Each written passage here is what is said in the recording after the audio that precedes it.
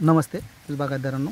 तर यंदा आपल्याकडे जे एप्रिल मे मध्ये पावसास सुरुवात झाली त्यानंतरनं या ठिकाणं ऊस पिकाच्या ज्या व्हाईट रूट म्हणतो आपण, तर ज्या रूट आहेत तर ह्या अशा पद्धतीने असाव्यात की जेणेकरून आपण दिलेलं न्यूट्रिशन किंवा जे पिकाला लागणारं पाणी असेल किंवा दिलेली जी आपण खतं असतात तर ती अपटेक करण्यासाठी या अशा पद्धतीने रूट असाव्यात.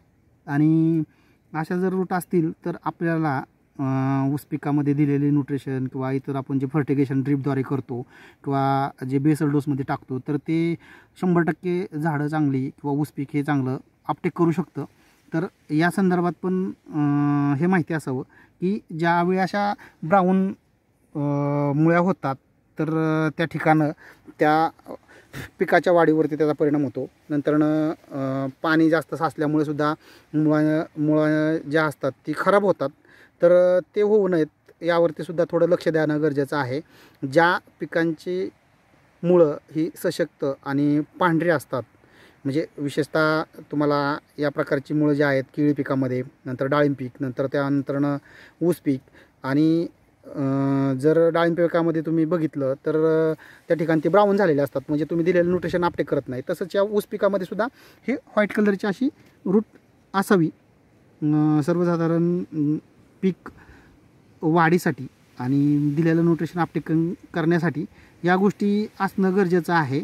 यावर पण लक्ष द्या. फक्त न्यूट्रिशन किंवा ऊस पीक लावलं म्हणजे आपल्याला चांगलं उत्पादन किंवा आपण 100 टन, म्हणजे आजचा जो ट्रेंड चालू आहे सध्या मार्केटमध्ये की 100 टन ॲव्हरेज निघतं, पण ते कसं निघतं, काय करावं लागतं, ह्याविषयी सगळ्यात महत्त्वाचं मार्गदर्शन असणं गरजेचं आहे. फक्त आपण पाहून किंवा सोशल मीडिया वापरून ते 100 टन आपल्याला क्रॉस करणं शक्य नाही आहे.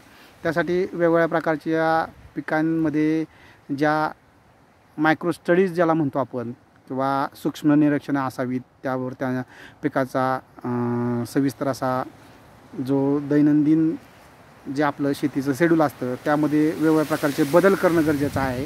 आणि हे केलं तर निश्चित आपण या ठिकाणं 100 टन क्रॉस करू शकतो. यापूर्वीच्या व्हिडिओमध्ये सांगितलेलं आहे 80 ते 90. ते का सांगितलेलं आहे ते पण सांगतो. तर या ठिकाणं सर्वसाधारणपणे ॲव्हरेजली उत्पादन जर शेतकऱ्यांचं घेतलं तर ते 50-60 टनापर्यंत जातं. तर त्यांच्यासाठी त्यांनी 90पर्यंत जाणं गरजेचं आहे. आणि चांगलं जर नियोजन असेल ऊस पिकामध्ये तर 100% आपल्याला 100 टन ऊस हा एकरी उत्पादन मिळतं. तर त्यासाठी त्या पिकाचं पूर्ण वार्षिक नियोजन म्हणजे लागवडीपासून ते हार्वेस्टिंगपर्यंत वेगवेगळ्या स्टेजमध्ये जी कामं करणं गरजेचं आहे. अनावश्यक कामं सोडून जे पिकाला आवश्यक आहे त्यावरती भर देणं हे ऊस शेतीमधील सगळ्यात महत्त्वाचं यशस्वी होण्याचं तंत्रज्ञान आहे. आणि आपण ढमढेरे ॲग्रो सोल्युशन .1 या यूट्यूबवरती ह्या प्रकारचे जे व्हिडिओ आहेत, ऊस पीक असेल, केळी असेल, द्राक्ष पीक आहे, या पद्धतीने जी लागणारी माहिती किंवा पिकाला लागणारं कृषी विज्ञान तंत्रज्ञान ज्याला आपण म्हणतो की आपण या ठिकाणं ढमढेरे ॲग्रो सोल्युशन यामार्फत दिलेलंच आहे. परंतु आपण सध्या ढमढेरे ॲग्रिकल्चर कन्सल्टन्सी सर्व्हिसेस यामार्फत ऊस शेतीमध्ये किंवा शेती क्षेत्रामध्ये नवनवीन जे प्रयोग केले जातात तर आपण नवनवीन प्रयोग किंवा इतर जे काही तंत्रज्ञान आहे तर त्याच्या विरोधात नाही आहे. फक्त आपल्याला शाश्वत उत्पादन तंत्रज्ञान धोरण राबवून आपल्या शेतीतून आपला विकास करणं हे आज काळाची गरज बनलेली आहे.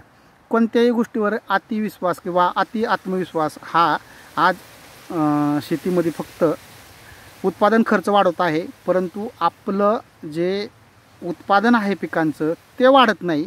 त्यावरती भर देण्यासाठी आपल्याला शाश्वत उत्पादन तंत्रज्ञान धोरण हे शेतीमध्ये राबवण्याचं आज काळाची गरज बनलेली आहे. आपल्याला दैनंदिन खर्च जे पिकाचे आहेत किंवा बाकी इतर जे खर्च येतात तर ते कशा पद्धतीने कमी किंवा योग्य पद्धतीने होतील यावरती भर देणं हे शेती क्षेत्रामध्ये आज महत्त्वपूर्ण बनलेलं आहे.